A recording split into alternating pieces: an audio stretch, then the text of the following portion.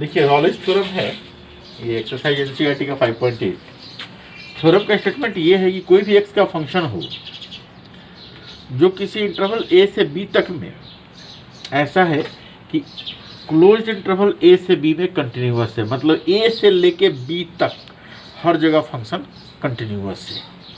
मतलब A B के बीच के हर पॉइंट पे left hand limit, right hand limit और फंक्शन का वैल्यू बराबर है। ए पर लेफ्ट हैंड लिमिट का मतलब नहीं है, ए पर वैल्यू और ए पे राइट हैंड लिमिट बराबर है। उसी तरह से बी के आगे फंक्शन से कोई मतलब नहीं है हमको, मतलब बी पे फंक्शन वैल्यू और बी पे लेफ्ट हैंड लिमिट जो है बराबर है, ऐसा है। दूसरी बात ये है कि फंक्शन ए से बी के बीच में हर जगह डिफरेंशिएबल है। ए पर बी पर क्या है उससे मतलब नहीं है यहाँ पे हमको, बस ए बी के बीच में हर जगह फंक्शन डिफरेंशिएबल है, मतलब ए बी के बीच के हर नंबर पे left hand derivative, right hand derivative finite है और बराबर है। और तीसरी बात ये कि फंक्शन का ए पे बी पे मान बराबर है। अगर ये तीन शर्त फंक्शन ए से बी के इंटरवल में पूरा करता है तो रॉल्स थ्योरम का ये कहना है कि ए और बी के बीच में कम से कम एक नंबर सी ऐसा मिल जाएगा हमको जहाँ पर फंक्शन का डेरिवेटिव जो है 0 आएगा। यही स्टेटमेंट है रॉल्स थ्योरम का। एक दो एग्जाम्पल देख लीजिए। पहले एक फंक्शन लिए हैं एक्स स्क्वायर हम, और इंटरवल कह रहे हैं -1 से +1 तक। एक्स स्क्वायर जो है पॉलिनोमियल फंक्शन हुआ तो आपको पता है कि ऐसा फंक्शन हर जगह कंटिन्यूस, हर जगह डिफरेंशिएबल होता है। तो ये पहला और दूसरा शर्त जो है कंटिन्यूटी और डिफरेंशिएबिलिटी का, इसको तो ये पूरा करेगा ही इस इंटरवल में।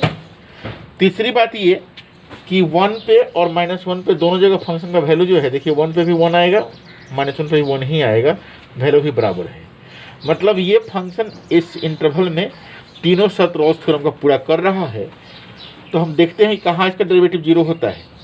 तो आप इसको कीजिएगा डिफरेंशिएट, तो 2x आएगा डेरिवेटिव इसका। हम देखते हैं कि 0 पे 0 आ जाएगा। हम वही कह रहे हैं कि फंक्शन डैश 0 का वैल्यू जो है 2 गुणे 0 0 हो गया। तो 0 एक नंबर है ना इस दोनों के बीच का, -1 से +1 के बीच का। तो इस तरह से एक नंबर मेरे पास ऐसा है जहाँ पर फंक्शन का डेरिवेटिव 0 हो रहा है। मतलब रॉल्स थ्योरम की बात इस एग्जाम्पल में हम सही पा रहे हैं। उसी तरह से इस एग्जाम्पल में देखिए कि साइन एक्स फंक्शन लिए हैं, इंटरवल लिए हैं 0 से पाई तक का। तो साइन एक्स का ग्राफ आप देखे हैं कि एक स्मूथ वेव की तरह का कर्व होता है, मतलब हर जगह कंटिन्यूअस है, हर जगह डिफरेंशिएबल है। तो ये फंक्शन भी रॉल्स थ्योरम के दोनों शर्त को, 1 नंबर और 2 नंबर को पूरा तो कर ही रहा है।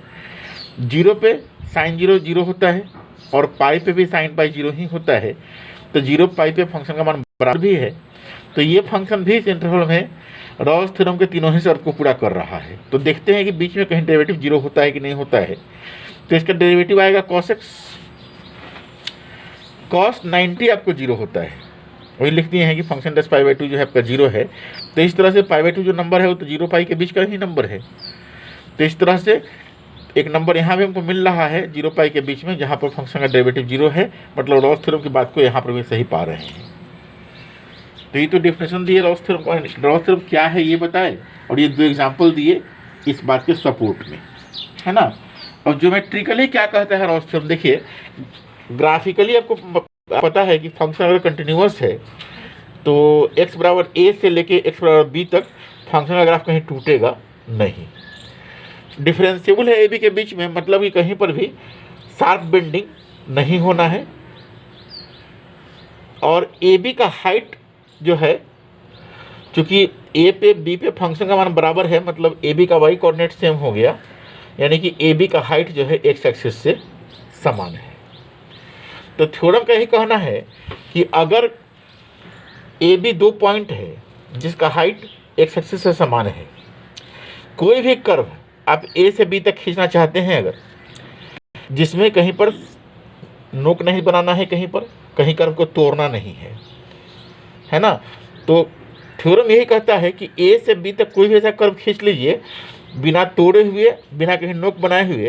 तो कहता है कि कर्व पे ऐसा कम से कम एक पॉइंट ऐसा जरूर मिल जाएगा जहाँ पर कि फंक्शन, जहाँ पर कि टेंजेंट एक्स एक्सिस के पैरेलल आएगा, ठीक है ना। यही इसका ज्योमेट्रिकल मतलब है, क्योंकि डेरिवेटिव जो होता है वो क्या है, टेंजेंट का स्लोप है, ठीक है ना।